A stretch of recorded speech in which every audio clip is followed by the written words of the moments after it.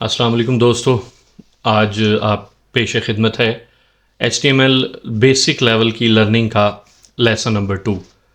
हमने पहले लेसन में HTML के बिल्कुल बेसिक बेसिक टैग्स पढ़े थे, वो सीखे थे और मैंने आपको ये बताया था कि कौन सा एडिटर आपके लिए बेहतर है और कौन से एडिटर में आप काम कर सकते हैं, जिसका नाम है ये माइक्रोसॉफ्ट कोड।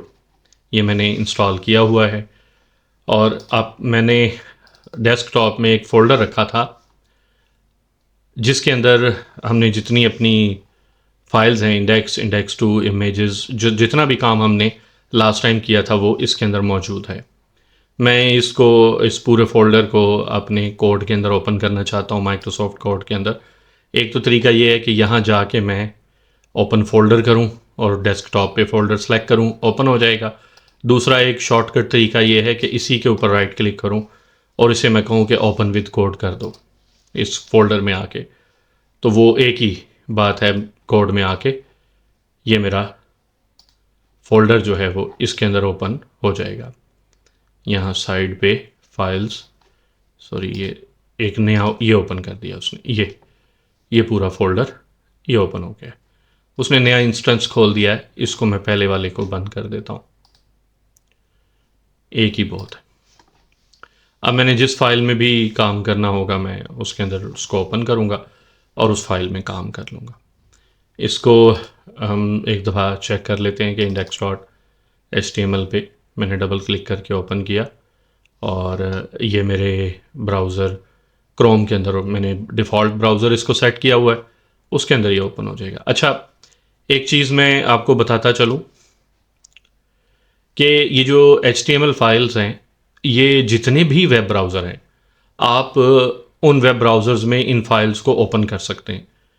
लेसन नंबर 1 में भी मैंने आपको इस HTML फाइल को क्रोम के अंदर ओपन करना बताया था और सिखाया था, और लेसन 2 में भी अभी मैंने आपके सामने क्रोम को ही इस्तेमाल किया है। मगर इसी फाइल को हम एक मरतबा, ये मेरे पास एक और एज के नाम का ब्राउज़र इंस्टॉल्ड है जो जब विंडोज़ करें तो ऑटोमेटिकली उसके अंदर होता है। इसी फाइल को मैं क्रोम के अंदर ओपन करता हूँ, तो देखते हैं कि क्या फ़र्क आता है। क्रोम इस HTML को कैसे शो करता है, मैं दोनों में कंपैरिजन करके हम लोग देखते हैं। ये एज जो है इसको मैं ओपन कर रहा हूँ और इस एज के अंदर मैं वो फाइल ओपन करना चाहता हूँ। ये फाइल डायरेक्ट इसमें ले जाके इसको ड्रैग कर देता हूँ, ये फाइल इसके अंदर ओपन हो जाएगी। ये देखिए, तो तकरीबन तकरीबन मैं अब एज को खोलता हूँ।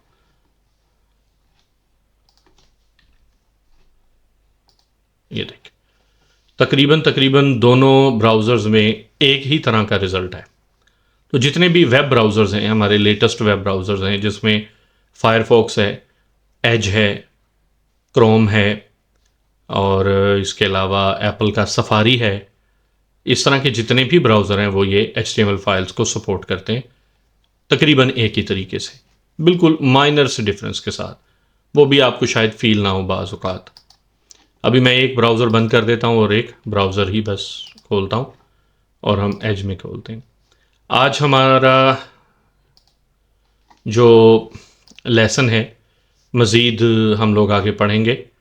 इंडेक्स 2 भी मैं ओपन कर लेता हूँ, दोनों में फ़ाइल्स ओपन कर लेता हूँ। आज हम मज़ीद टैग्स पढ़ेंगे, जिसमें हम लोगों ने अपने लास्ट लेसन में सीखा था कि किस तरीके से हम लोग मुख्तलिफ़ टैग्स हैं उनको ओपन कर सकते हैं, और इमेज का टैग भी हम लोगों ने सीखा था। आज हम देखेंगे कि हम किस तरीके से HTML लिंक्स इस्तेमाल कर सकते हैं, किस तरीके से हम लोग लिंक्स का इस्तेमाल कर सकते हैं, यानी अपने वेब पेज के ऊपर दूसरी वेबसाइट्स के या दूसरे पेजेस के लिंक्स लगा सकते हैं। हम ये सीखेंगे। अब मेरे पास दो HTML के पेजेस हैं, index.html और index2.html। मैं इस पे आता हूँ, बल्कि इस पे आता हूँ।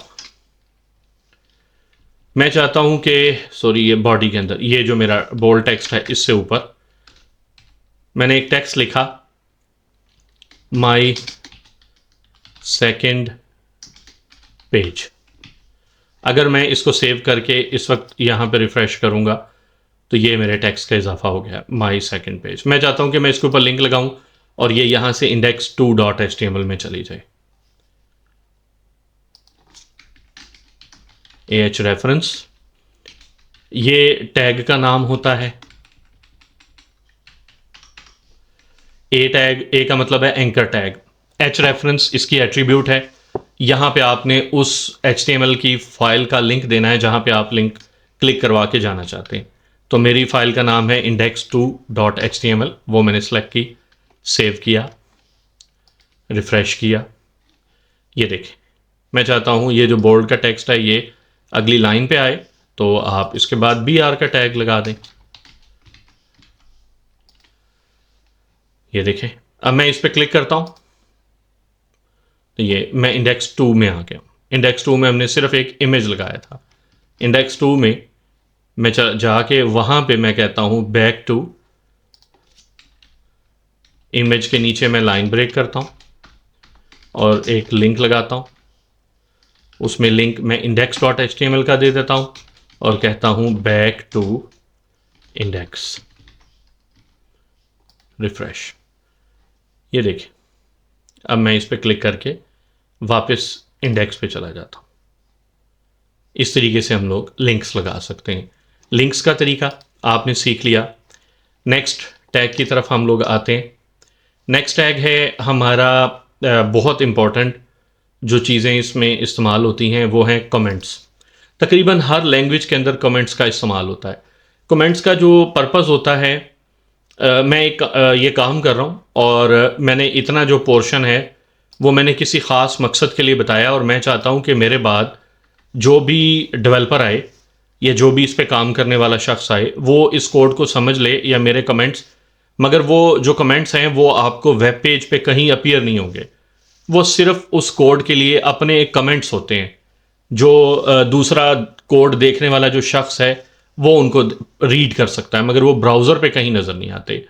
कमेंट्स लगाने के लिए हम लोग HTML में इस तरह से टैग का आगाज़ करते हैं, डबल डैश, डबल हाइफन के साथ, मगर दरमियान में ये इसको क्या कहते हैं, एक्सक्लेमेशन साइन, फिर डबल हाइफन या डबल डैश, और एंड भी डबल डैश, और वापस। इसका कोई क्लोजिंग टैग नहीं होता।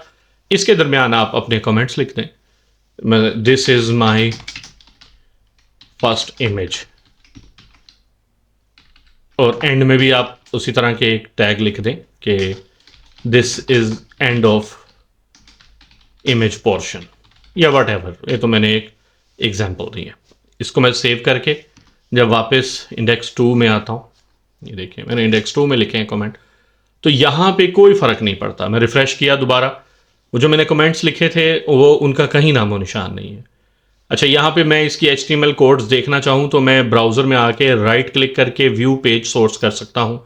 व्यू पेज सोर्स के अंदर आपको ये देखें HTML के वही कोड्स, और ये जो कमेंट्स मैंने लिखे थे ये थोड़े से डिम ग्रीन कलर में नज़र आ रहे हैं। मीन्स के ये हैं तो सही आपकी HTML का पार्ट, मगर ब्राउज़र इनको इग्नोर करेगा जब HTML व्यू बनाएगा, वो यहाँ शो नहीं कराएगा। तमाम ब्राउज़र्स ऐसे ही काम करते हैं। ये हम इनको कमेंट्स को इस्तेमाल कर सकते हैं। ये सिर्फ़ और सिर्फ एक दूसरे डेवलपर्स की हेल्प के लिए होते हैं और इनका कोई दूसरा पर्पस नहीं होता। नेक्स्ट जो हमारी HTML का बेहतरीन समझ लें कि जुज़ है और अक्सर इस्तेमाल होता है बड़े बड़े प्रोजेक्ट में भी, मैं लाइन ब्रेक करके, वो है HTML का टेबल। HTML में टेबल हम लोग बना के अपना डाटा शो कर सकते हैं।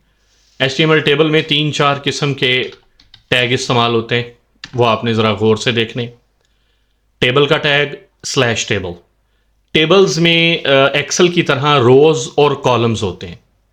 आप एक्सेल को जहन में रखें, अगर आप माइक्रोसॉफ्ट एक्सेल के बारे में जानते हैं, अवेयर हैं, तो ज़रा समझने के लिए आसान है। उसी तरह का आपने टेबल यहाँ पे बनाना है। जिस तरह टेबल्स में एक्सेल में रोज़ होती हैं और फिर कॉलम्स होते हैं, ABC कॉलम्स होते हैं और 1 2 3 रोज़ होती हैं, ऐसे ही पहले आपको यहाँ पे रोज़ बनानी होगी।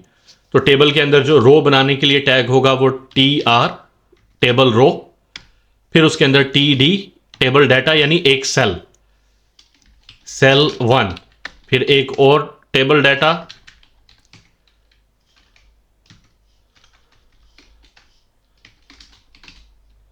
सेल 2, फिर एक और टेबल डाटा, सेल 3।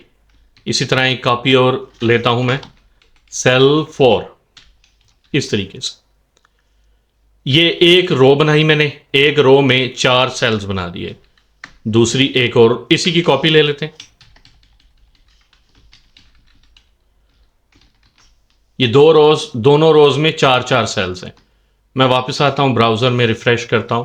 ये देखें, आपको ये क्लियर इसलिए नहीं हो रहा कि मैंने अभी तक टेबल के बॉर्डर्स नहीं लगाए।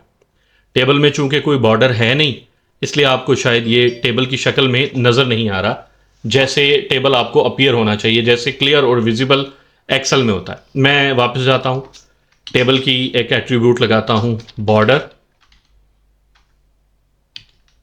1। ये मैंने कह दिया बॉर्डर 1, रिफ्रेश। ये देखिए, अब बॉर्डर्स बने हैं तो आप देख सकते हैं कि आपको टेबल जो है वो अभी क्लियर नजर आ रहा है। 2 रोज हैं, सेल 1, सेल 2, सेल 3, सेल 4, 4 इसके अंदर सेल्स हैं। Cell 1, cell 2, cell 3 table number row number 2 में है, और इस तरह से ये कॉलम्स हैं। इसी तरह आप जितना मर्जी टेबल को लंबा करते जाएं। मैं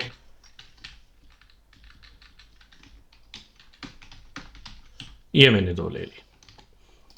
अच्छा, अब इस टेबल को मैं चाहता हूं कि सेल पैडिंग 10 पिक्सल्स।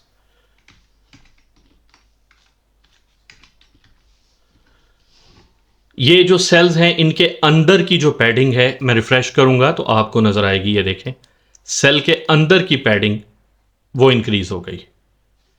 फिर बॉर्डर को मैं इंक्रीज करना चाहता हूं, बॉर्डर मैंने 1 किया, मैं बॉर्डर 3 करता हूं। फर्क देखें, बॉर्डर थोड़ा सा थिक हो गया, मोटा हो गया। सेल्स के दरमियान की जो स्पेसिंग है, सेल स्पेसिंग 2 पिक्सल। रिफ्रेश, मैंने सेव नहीं किया, सेव किया है, रिफ्रेश। ये डेप्रीसेट ना हो गया हो, मैं ज़्यादा करता हूँ, 10 जी। वो 2 में बहुत कम दे रहा था, मैंने 10 पिक्सल्स दिए। तो देखें, सेल्स के दरमियान की जो गैप है, सेल्स के दरमियान की जो स्पेसिंग है, वो मैंने इंक्रीज कर ली। टेबल की विड्थ आपने देखा है वो उतनी ही है जितना उसके अंदर कंटेंट है। अगर मैं किसी एक सेल का कंटेंट बढ़ाऊंगा, जैसे मैं ये सेल 2 में आता हूं, मोर कंटेंट, तो टेबल अपनी विड्थ उसके मुताबिक एडजस्ट करेगा। मैं चाहता हूं कि नहीं भाई, आप डजेंट मैटर जितना भी कंटेंट है, आप टेबल की विड्थ जो है ना वो 100% कर दें। आप जितनी पेज की विड्थ है उसके मुताबिक कर दें। ये टेबल बन गया, सिंपल सा। अच्छा, अब इस टेबल में हम मजीद काम ये कर सकते हैं कि TD stand for table data, यानी टेबल का डाटा। इसी तरह एक और होता है TH stand for table heading. TD की जगह आप TH कर दें तो उसका फर्क सिर्फ इतना होता है कि वो ऑटोमेटिकली सेंटर और बोल्ड हो जाएगा।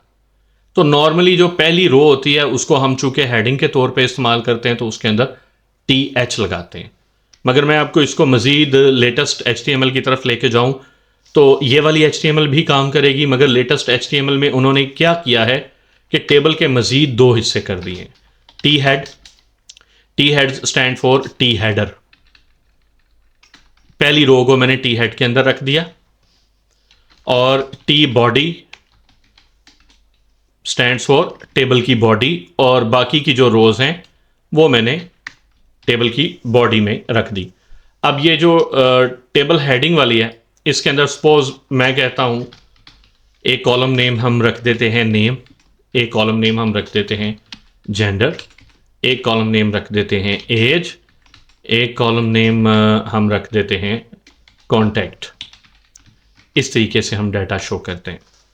तो ये देखिएगा, हाँ मैंने उनको TH नहीं बनाया सबको,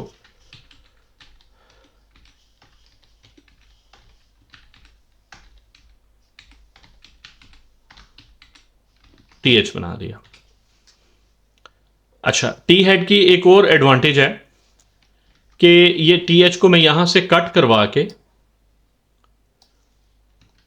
मैं बेशक टी बॉडी के नीचे लिख दूं, यहां पे लिख दूं, मगर वो डिस्प्ले होते वक्त, सेव नहीं किया मैंने, सेव, डिस्प्ले होते वक्त वो ऊपर ही शो होगा, क्योंकि आपने उसको टी हेड कह दिया तो हेड हमेशा ऊपर होता है। इसी तरह एक और टैग होता है टी फुट। मैं टी हेड की कॉपी लेता हूं और हेड की जगह मैं फुट डाल देता हूं।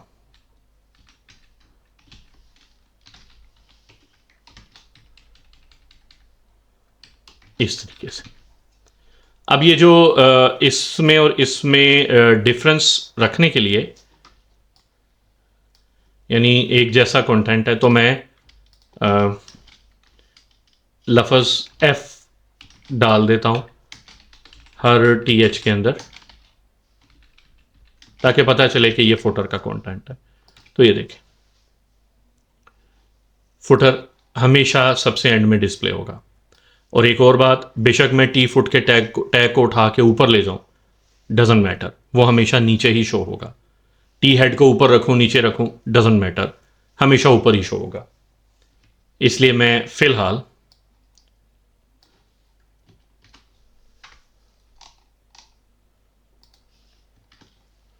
ऊपर रख देता हूं, देखने में भी ज़रा बेहतर लगेगा। यह हमारा टेबल हो गया। अच्छा, अभी टेबल का इख्तिताम सिर्फ यहां पे नहीं होता, बाज़ औक़ात ऐसा होता है कि मेरी जो एक हेडिंग है वो इन दो कॉलम्स को कवर करती है। यानी कहने का मतलब ये है, मैं एक कॉलम का और इजाफा करता हूँ, या मैं यही रहने देता हूँ कॉन्टैक्ट, मगर नीचे यहाँ पे मैं ज़रा थोड़ा डाटा प्रॉपर डालता हूँ ताकि आपको मुझे समझाने में आसानी रहे। मैं रखता हूँ पर्सन 1 नेम, जेंडर मेल और एज 33, और कॉन्टैक्ट नंबर है उसका 12345678। पर्सन 2 फीमेल और एज है 34, 87654321, ये मैंने नंबर उसका कॉन्टैक्ट नंबर दे दिया। पर्सन 3 अगेन मेल, एज 40 और कॉन्टैक्ट नंबर 1111, ये मैंने डाटा एक शो कर दिया। ये ज़रा प्रॉपर डाटा आपको अपीयर हो रहा है। अच्छा, अब कॉन्टैक्ट्स हमारे दो किस्म के हैं, यानी एक आप कह लें कि लैंडलाइन नंबर है और एक मोबाइल फ़ोन सेल नंबर है, मगर मैं ऊपर हेडिंग एक ही देना चाहता हूँ। नीचे मैंने यूं कह दिया मोबाइल नंबर, ऐसे ही वैसे डाल दिया डिफ्रेंशिएट करने के लिए, और 666666 इसकी कॉपी लेते हैं हर एक की। मैंने कोई भी मोबाइल नंबर डाल दिया। अब चूंकि हेडिंग मैंने नहीं डाली, हेडिंग मैंने एक ही रहने दी है, कॉन्टैक्ट, तो आपको डाटा कुछ इस किस्म का नजर आएगा। मैं ये चाहता हूं कि मेरी ये हेडिंग दोनों कॉलम्स को कवर करे, क्योंकि दोनों ही कॉन्टैक्ट नंबर है। तो इस कॉन्टैक्ट के साथ मैं कहूंगा कॉल स्पैन 2, कि ये वाली हेडिंग दो कॉलम्स को कवर करेगी। ये देखें उसका रिजल्ट, कि उसने अपने आप को दो कॉलम्स के इक्वल कर लिया। इसी तरह मैं 3 भी कर सकता हूं, 4 भी कर सकता हूं, जितना मर्जी करूं। नीचे वाले कॉन्टैक्ट जो फुटर में है उसको भी मैं कॉल स्पैन 2 कर देता हूं, तो मेरा ये कॉलम तैयार हो गया। ये चूंकि दोनों ही कॉन्टैक्ट नंबर्स हैं, मैंने इस तरीके से डिस्प्ले करवा लिया। जिस तरीके से हम एक सेल को एक से ज़्यादा कॉलम्स के लिए कवर कर सकते हैं, इसी तरह एक सेल को एक से ज़्यादा रोज़ के लिए भी कवर कर सकते हैं। मिसाल के तौर पे मैं एक और डालता हूँ, रो ऐड करता हूँ, और मैं ये वाला डाटा कॉपी कर लेता हूँ, दिस वन। मैंने नाम कवर नहीं किया, बाकी ये इंफॉर्मेशन सेम, थोड़ी बहुत तब्दीली कर लेते हैं। चलें, यही नाम जो है, अभी तो आपको डाटा ऐसे शो होगा इस तरीके से, क्योंकि मैंने नाम नहीं लिखा था रो नंबर 4 में, तो वो जो नेम था वो पहले आ गया। मैं चाहता हूं कि यही नाम दोनों रोज को कवर करे, तो क्योंकि इसने मोर देन वन रोज को कवर करना है, तो मैं इसको कहूंगा रो स्पैन। पहले मैंने कॉल स्पैन कहा था कॉलम को स्पैन करने के लिए, ये रो स्पैन। तो देखें इसका रिजल्ट, तो वो जो कॉलम है, वो जो सेल है, वो अपने आप को दो रोज के अगेंस्ट उसने एक्सपेंड कर लिया, और उसका डाटा जो है वो एडजस्ट हो गया। तो इस तरह हम इसमें कॉलम भी स्पैन कर सकते हैं, रोज को भी स्पैन कर सकते हैं। तो बड़े अच्छे तरीके से हम लोग HTML के टेबल का इस्तेमाल कर सकते हैं। उम्मीद है ये टेबल बनाना आपको समझ आ गया होगा। एक आज का मैं और लेसन है जो कि शॉर्ट सा है, वो भी हम लोग कर लेते हैं, और वो है लिस्ट। अक्सर औकात डाटा डिस्प्ले करने में हमें लिस्ट की ज़रूरत पड़ती है, जिसमें हमारी बुलेट्स वगैरह और नंबर्स वगैरह शामिल होते हैं। तो हमारी लिस्ट की दो टाइप्स हैं। जो बुलेट्स के साथ होती है उन्हें अनऑर्डर्ड लिस्ट कहा जाता है, जो नंबर्स के साथ होती हैं वो ऑर्डर्ड लिस्ट कहलाती हैं। ऑर्डर्ड लिस्ट के लिए इसके नाम से ही OL, ऑर्डर्ड लिस्ट। बस इसके अंदर आपने LI का मतलब है list item, this is item number 1, इसकी कॉपी लेते जाएं। This is item number 2, this is item number 3, जैसे भी है। अब इसका रिजल्ट देखें, रिफ्रेश, ये देखें नंबर वाइज, ये नंबर 1 2 3 तो मैंने लिखा था, LI की वजह से ऑटोमेटिकली नंबरिंग आ गई। अगर मैं इस LI को चेंज करके OL को चेंज करके UL कर दूं, UL mean unordered list, refresh करूं, तो क्या होगा कि यहां बुलेट्स डाल जाएंगे। रिफ्रेश, ये देखें, this is called list. So simple HTML की इस लिस्ट का इस्तेमाल भी आपको अपने वेब पेजेस बनाने के लिए अक्सर औकात करना पड़ेगा और करना पड़ता है। अच्छा, HTML की स्टाइलिंग के हवाले से भी मैं आपको एक छोटी सी चीज़ बता दूं। HTML इटसेल्फ इतनी पावरफुल नहीं है। HTML का काम सिर्फ कंटेंट को ला कर दिखाना है, एलिमेंट्स बनाना है। असल चीज़, असल पावर होती है CSS में, कैस्केड स्टाइल शीट्स में। स्टाइल के जो टैग्स होते हैं वो असल चीज़ होती है। उसकी मदद से आप लोग अपने पेज को खूबसूरत बना सकते हैं। HTML की मदद से आप किसी हद तक खूबसूरत बना सकते हैं। बोल्ड इटैलिक कर लेंगे, थोड़े बहुत आप कलर्स दे लेंगे, इतना ज़्यादा आप उसको पावरफुल स्टाइलिंग नहीं दे सकते, इतना अच्छा नहीं दे सकते। तो HTML की लर्निंग के बाद हमारा जो नेक्स्ट सीरीज स्टार्ट होनी है वो यही है, CSS, कैस्केड स्टाइल शीट्स। और मैं थोड़ी बहुत इसके अंदर भी, HTML के अंदर भी स्टाइल्स को इस्तेमाल करने का तरीका आप लोगों को इंशाल्लाह बताऊंगा। मेरा ख्याल है आज लेसन 2 काफ़ी लंबा हो गया, इसको यहीं पे इख्तिताम करते हैं। अगले लेसन में मुलाकात होगी। अल्लाह हाफिज़।